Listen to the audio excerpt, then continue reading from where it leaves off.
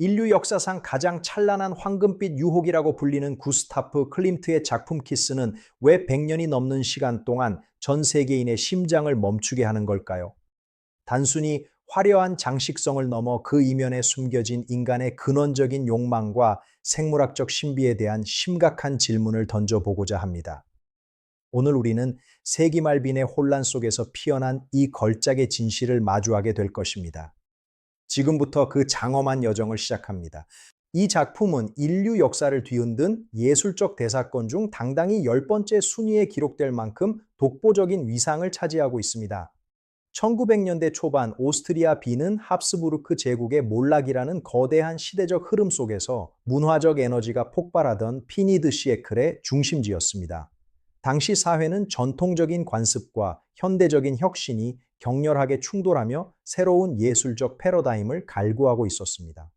이러한 배경 속에서 클림트는 비엔나 분리파를 창설하며 시대에는 그 시대의 예술을, 예술에는 그 예술의 자유를 이라는 슬로건 아래 파격적인 행보를 이어갔습니다. 빈의 거리에는 우아한 마차와 현대적인 전차가 공존하며 다가올 근대성에 대한 공포와 기대를 동시에 보여주고 있었습니다. 이러한 사회적 공기 속에서 탄생한 키스는 단순한 그림을 넘어 한 시대의 종말과 새로운 시작을 알리는 상징적인 이정표가 되었습니다. 우리는 이 작품이 지닌 역사적 무게감을 이해하기 위해 당시 오스트리아의 정치적 불안정과 문화적 풍요가 어떻게 예술가의 영감으로 승화되었는지 면밀히 검토해야 합니다. 거장 클림트는 자신의 내면에 소용돌이치는 창작의 열망을 황금빛 캔버스 위에 투영하며 시대를 앞서가는 통찰력을 발휘했습니다. 수많은 지식인과 예술가들이 카페에 모여 새로운 시대의 정신을 논하던 비엔나의 분위기는 이 위대한 걸작이 탄생할 수 있는 최적의 토양을 제공했습니다.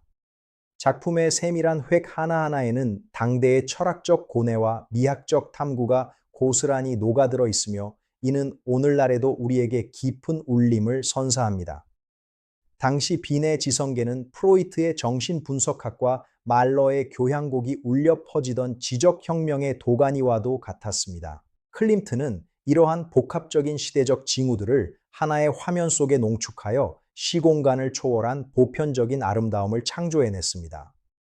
역사학자들은 당시의 급변하는 사회 구조와 가치관의 혼란이 오히려 예술적 창조의 강력한 자양분이 되었음을 강조합니다. 키스가 탄생하기 직전 클림트는 비엔나 대학교 천장화 작업으로 인해 평생 가장 큰 예술적 위기에 직면했음을 기억해야 합니다. 철학과 의학, 그리고 법학을 주제로 한 그의 작품들은 지나치게 관능적이고 비관적이라는 이유로 당시 학계와 대중으로부터 거센 비난을 받았습니다. 포르노그래피라는 오명과 함께 수천 명의 반대 서명이 이어졌으며 클림트는 결국 국가의 보수를 반납하고 작품을 회수하는 극단적인 결정을 내렸습니다. 이러한 예술적 탄압과 시련은 오히려 그에게 외부의 시선에서 자유로운 자신만의 독창적인 세계를 구축하게 하는 계기가 되었습니다. 그는 세상과 타협하는 대신 더욱 집요하게 본질적인 아름다움을 탐구하며 황금 시기의 문을 열기 시작했습니다. 비엔나 분리파 전시관의 입구에는 시대마다의 예술을이라는 문구가 여전히 선명하게 남아 그날의 저항 정신을 증명하고 있습니다. 클림트는 자신의 아틀리에에 은둔하며 금박과 은박을 사용한 전례 없는 실험적 기법에 몰두하기 시작했습니다. 이 시기에 완성된 키스는 그를 비난하던 세상에 대한 우아한 대답이자 예술적 건재함을 과시하는 가장 강력한 수단이었습니다. 당시 사회가 허용하던 미적 기준을 파괴하고 새로운 미학적 가치를 창조하려 했던 그의 의지는 캔버스 곳곳에서 발견됩니다. 우리는 이 작품이 지닌 저항적인 성격과 그 속에 내포된 거장의 고독한 투쟁을 결코 간과해서는 안 될 것입니다. 그가 겪었던 극심한 우울증과 창작의 고통은 오히려 황금빛 환희로 승화되어 우리 앞에 나타났습니다. 전문가들은 이 시기에 위기가 없었다면 오늘날 우리가 사랑하는 키스의 찬란한 광휘도 존재하지 않았을 것이라고 입을 모읍니다. 거장은 자신의 고통을 금박 아래 숨긴 채 영원히 변치 않는 사랑의 원형을 빚어내는 데 온 힘을 쏟아부었습니다. 당시 비엔나의 보수적인 언론들은 클림트의 변화를 조롱했지만 그는 묵묵히 자신의 예술적 신념을 밀어붙였습니다. 클림트의 황금 시기를 결정지은 가장 중요한 사건은 이탈리아 라벤나 여행에서 목격한 비잔틴 모자이크와의 조우였습니다. 천년의 세월을 견뎌온 모자이크의 찬란한 광휘는 그에게 대상을 현실 세계에서 분리하여 신성한 차원으로 승화시키는 강력한 영감을 주었습니다. 그는 캔버스 위에 유체 물감뿐만 아니라 실제 금박과 은박, 그리고 주석과 동 등 다양한 금속 박편을 혼합하는 파격적인 기법을 도입했습니다. 이러한 재료의 혼합은 빛의 각도에 따라 작품이 살아 움직이는 듯한 입체적인 효과를 자아내며 관찰자의 시선에 따라 시시각각 변하는 신비로움을 선사합니다. 특히 순도 높은 금박의 사용은 단순히 장식적인 화려함을 넘어 인물을 영원한 공간 속에 박제하는 종교적 숭고함을 부여하는 장치였습니다. 최신 분광 분석 데이터에 의하면 작가는 8가지 이상의 미세한 광물질을 정교하게 배합하여 피부의 투명함과 생동감을 극대화했음이 입증되었습니다. 캔버스의 규격 또한 가로 세로 180cm의 완벽한 정사각형으로 제작되어 구도의 안정감과 함께 명상적인 분위기를 유도하고 있습니다. 전문가들은 이러한 기하학적 정밀함이 관람객의 무의식 속에 깊은 심리적 안정을 제공하며 작품에 더욱 몰입하게 만든다고 분석합니다. 금빛 배경 아래 정밀하게 배치된 각 요소들은 고도의 수학적 설계와 미학적 균형을 통해 조화롭게 어우러져 있습니다. 클림트는 이 금박을 얇게 펴서 붙이는 과정에서 고도의 숙련된 기술을 발휘하여 빛의 난반사를 유도함으로써 화면 전체에 신비로운 후광을 형성했습니다. 최근의 미술사적 연구와 과학적 분석은 키스의 문양들이 단순한 장식이 아니라 당대 생물학적 발견의 직접적인 반영임을 강력하게 시사하고 있습니다. 1900년대 초반은 현미경을 통한 세포 연구와 유전학이 비약적으로 발전하던 시기였으며 클림트는 이러한 과학적 담론에 깊은 관심을 기울였습니다. 남성의 옷에 그려진 흑백의 직사각형 문양은 현미경으로 관찰한 정자의 형태나 세포의 핵을 시각적으로 기호화한 것으로 해석됩니다. 반면 여성의 옷을 장식하고 있는 알록달록한 원형 문양은 난자나 생명력 넘치는 단세포 생물의 구조를 형상화한 것으로 분석됩니다. 이는 남녀의 결합을 단순한 육체적 애정을 넘어 생명의 탄생과 수정을 우주적 차원에서 서술하려 했던 클림트의 과학적 통찰력이 반영된 결과입니다. 당시 오스트리아의 생물학자 카를 라인트슈타이너가 혈액형을 발견하며 인체의 신비에 대한 대중적 관심이 최고조에 달했던 사회적 배경도 이와 맥을 같이 합니다. 작가는 유기적인 식물학적 형태와 차가운 기하학적 문양을 한 화면에 결합함으로써 생명체의 본질적인 구조와 에너지를 극명하게 대비시켰습니다. 이러한 과학적 은유는 작품에 깊은 인문학적 층위를 더하며 키스를 세계적인 걸작의 반열에 올려놓는 결정적인 요소가 되었습니다. 당시 비엔나는 정신분석학의 창시자 지그문트 프로이트가 인간의 무의식과 성적 욕망에 대한 혁명적인 이론을 정립하던 지적 폭발의 현장이었습니다. 클림트의 예술 세계는 프로이트가 제시한 에로스와 타나토스, 즉 삶의 본능과 죽음의 본능이라는 이중적 테마와 깊은 내면적 유대감을 공유하고 있습니다. 키스 속에 연인이 서 있는 곳이 다름 아닌 아찔한 벼랑 끝이라는 사실은 사랑의 절정 뒤에 숨겨진 위태로움과 죽음의 그림자를 상징적으로 드러냅니다. 벼랑 아래로 흘러내리는 금빛 줄기들은 대지로 쏟아지는 생명의 에너지이자 동시에 사라져가는 찰나의 순간을 의미하는 중의적인 장치로 해석됩니다. 프로이트는 꿈의 해석을 통해 인간의 억눌린 욕망이 상징물을 통해 표출된다고 주장했는데 클림트는 이를 시각적인 은유로 완벽하게 구현해냈습니다. 남성의 머리에 쓰여진 담쟁이 덩굴은 디오니소스적인 광기와 본능적인 열정을 나타내며, 여성의 수동적이면서도 황홀한 표정은 무의식의 심연으로 침잠하는 에로틱한 엑스타시를 보여줍니다.